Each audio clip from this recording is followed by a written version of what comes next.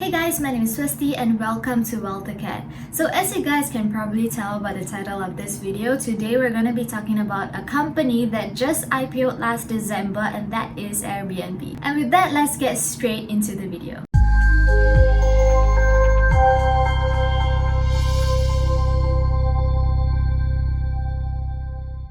So the first thing that I'm going to talk about today is Airbnb's business model. So before you invest in any company, it's crucial to understand how a company is able to generate their income and how they're able to sustain generating an income in the future. So Airbnb's business model is pretty straightforward. They just have two different groups of people involved. So first is the group of people that are willing to rent out their private homes, and second is the group of people that want to book these private homes that are rented out.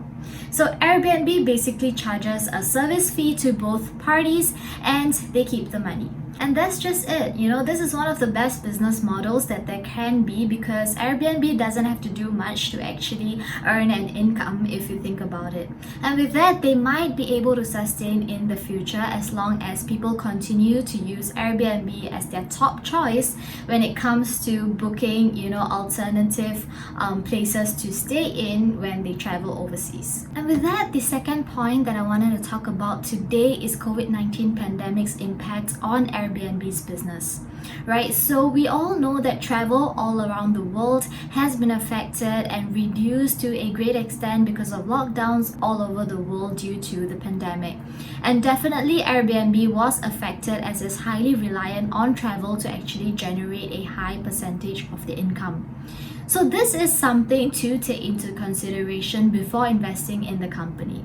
And personally, for me, I am a little worried to invest in Airbnb because I'm not sure how long it will take for travel to resume back to pre-COVID levels, and I'm not sure if I'm willing to wait as many years as it would take for this company to actually get back on their feet. But with that being said, I wanted to provide a different perspective to look at things. Right, people are now able to remotely work from any part of the world.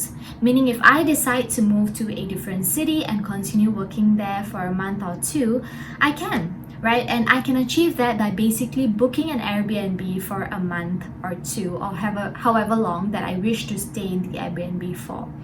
And just like that, Airbnb has been able to generate quite a fair bit of income from these people who have now booked an Airbnb for a longer period of time as compared to pre-COVID phases. So before I move on to talk about the company's financials, if you are watching this video so far and if you like this kind of videos, please don't forget to give it a like, subscribe to my channel if you haven't already yet, and hit the bell notifications so that you'll be notified every time I post a new video.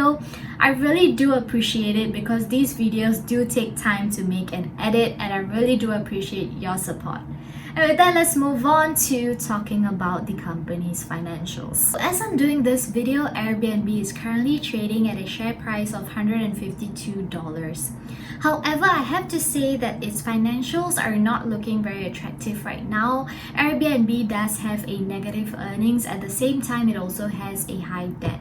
But with that being said, if we were to look at the quarter results released last May, we can see a dramatic improvement in Airbnb's business due to the rolling out of vaccines as well as the easing of travel restrictions. So while conditions are, still not back to normal, people's desire to travel will definitely help Airbnb's business.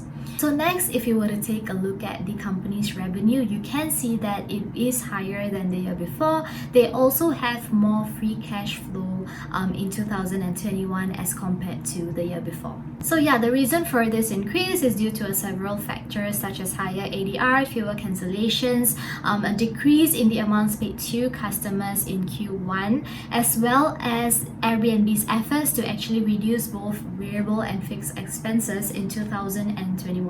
And with that, I wanted to move on to my last point, and that is the competition for Airbnb.